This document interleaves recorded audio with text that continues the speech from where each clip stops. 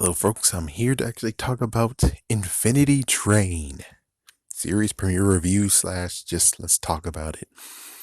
So, episode one actually has been out for quite a while, but of course, on this day, we're getting to have this whole entire 5 day event. Before I get into the show, I need to talk about all the stuff that happened beforehand and all just stuff. So, let's get to it.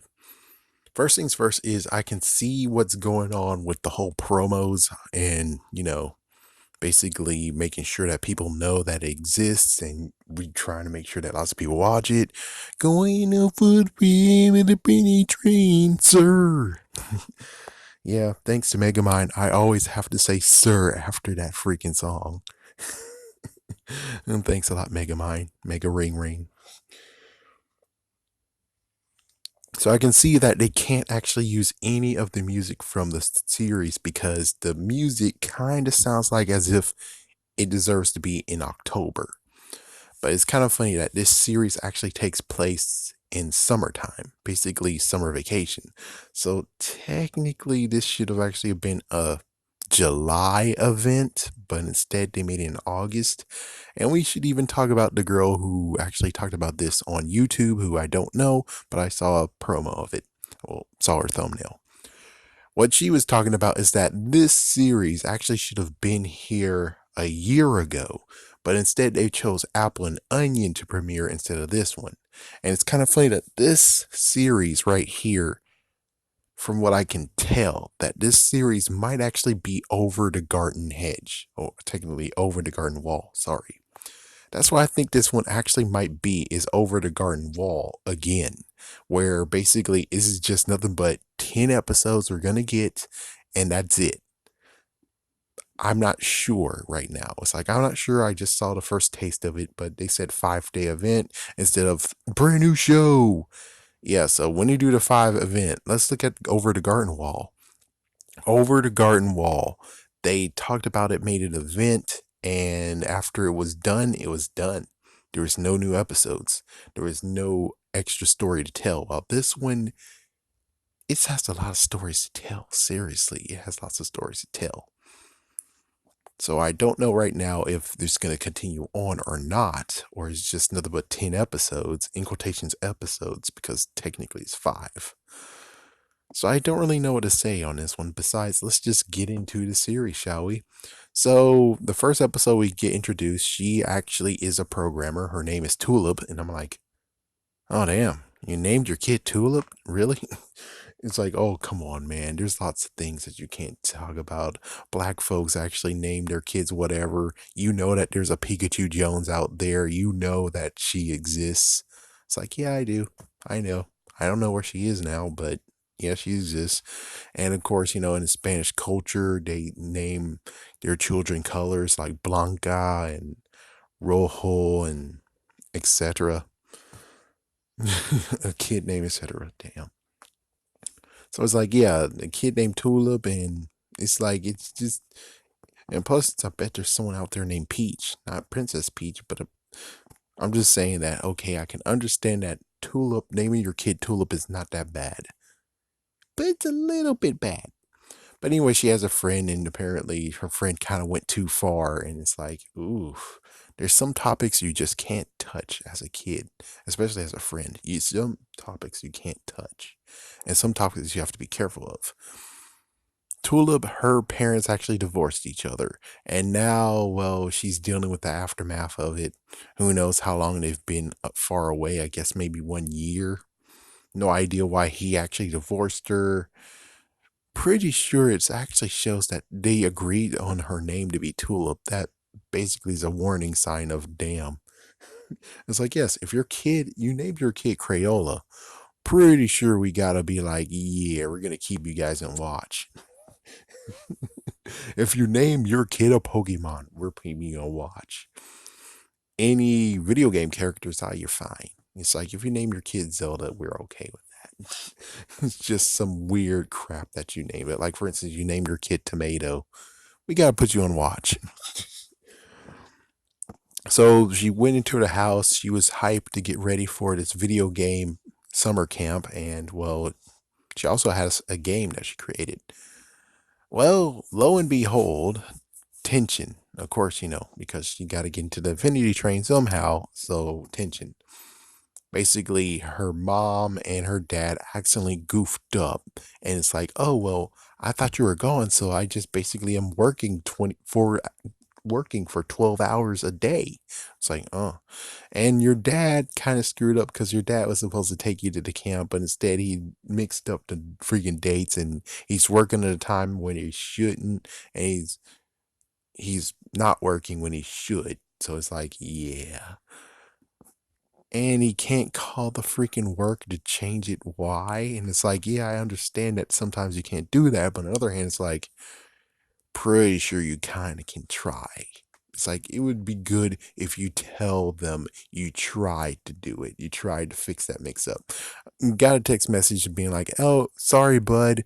I'll make it up to you. It's like, yeah. So she actually checked out her game, fixed it a little bit, and then all that tension and crap. And then she decided to actually just say, this, I'm going to walk to the camp. Oh, freaking damn. And her boots are too big for her own good. Damn, those boots are too freaking damn big. I'm shocked that they stay on her. So she walks, and then she gets in front of a train opens, she walks into the train, and then turns out, well, she fell and took a little little sleepy poo. She just took a little dirt nap. I mean, snow nap. She wakes up and is like, what the frick? I thought I saw a train. I guess trying to make sense of it. And then she walks and then she meets a robot. Holy frick. Oh, yeah, she does some messed up funny stuff with the freaking snowman. The freaking humor in this series is funny. You nailed it. It is awesome. I think this one actually is definitely for teenagers. It's like, this is definitely for teenagers and maybe kids who actually are like a bit mature and going through divorce. And you're like, I understand this, but I'm pretty sure that this is like for at least teenagers, maybe even teen Gohan teenagers. So we get a robot, and later find out the robot's name is One, so or One. I'm not sure. Maybe 11. Can't use L. It's like, yeah, you're gonna get sued by Netflix and Stranger Things if you name him L. So that's the first one, and then he's like, I couldn't open the door. Oh, you were able to reach the door? I couldn't do it. So the next room is Mega Bloks Island, where you actually can do whatever you want with blocks and stuff. And then she tries to get out, and it turns out that it's a dimension within a dimension, I suppose. I'm not sure. It's like, apparently if she goes back a previous door, even though I'm not sure, I don't know, man. It's weird. It's like there's nothing really to actually talk about with this train. It's like, damn, it's not even like the Polar Express, where it's like no matter where you're gonna jump out, you're gonna be like stranded.